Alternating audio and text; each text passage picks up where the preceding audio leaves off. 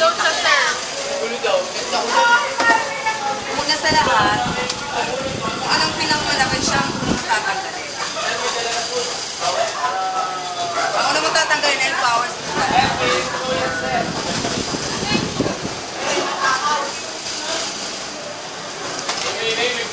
Ito ang power supply.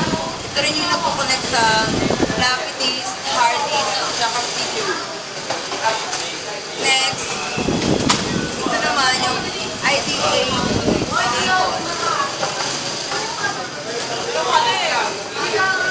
Before anything else, natanggalin mo muna yung CPU pad para matanggal mo yung floppy disk tsaka hard drive. Ito ang CPU. Next, dahil natanggal mo yung CPU pad, pwede mo natanggalin ang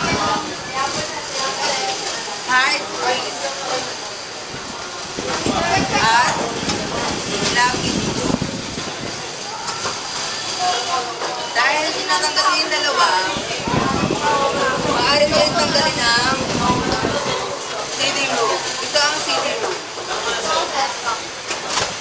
Next, dahil wala lang naman ang CPU, matatanggal mo na ang motherboard.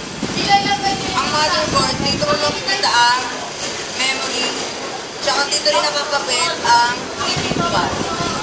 Lamang po at marami.